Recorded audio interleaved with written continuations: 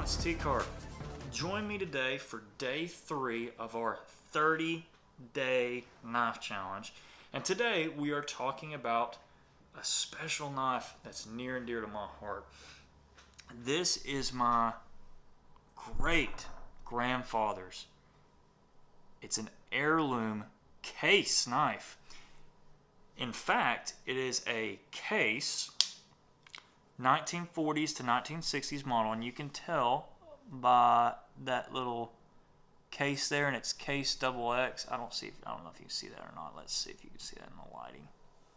Oh, hard to see, but it's a case, and it's got the X's underneath. But the model number on this bad boy is 6265 SAB.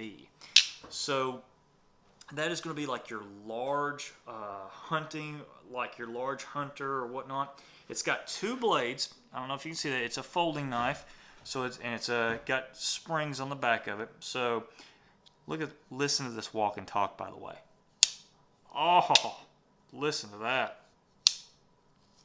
So the first knife it's got on here is your saber grinded knife. So it's got this little saber, and it comes out to a point, and it starts thick and it goes thin here. This knife is made out of high carbon steel. So it's I think it's a 1095 or whatever. But again, not a whole lot of knives were made out of stainless steel back then. This is going to be, if you find one of these, you're probably going to find rust on it. Again, because this is a high carbon steel knife. The great thing about high carbon steel, which I love, is it is super flipping sharp. I mean, let's see right there.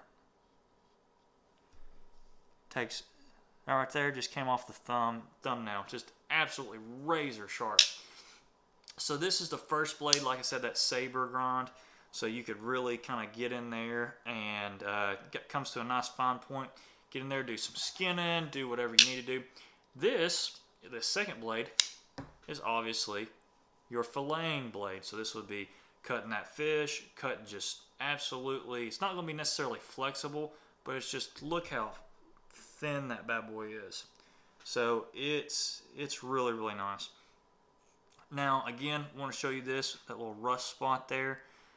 It's going to be part of a high carbon steel knife, especially one that's going to be heirloom quality like this, or you may have found in granddad's shop or whatnot, or if you find like at a rummage sale, you're probably going to have rust spots on it, so don't worry about that. Now this knife, like I said, was given to me when my grandfather passed away. It was in his drawer, and this was his dad, my great-great-grandfather's. So this is very near and dear to my heart. My dad has the other one that Papa has, so this is kind of our knives, and they really, really mean a lot to me. So, but this, again, the case folder, or the case large folder XL, is red bone. Oh my goodness, just absolutely love this stuff. And man, the walk and talk on this is still just phenomenal to this day. Oh, just such a great knife. Anyway, guys, thanks for watching. This is T-Carp signing out. Day 30 of the Knives Challenge. Heirloom case hunter from the 1940s through 1964.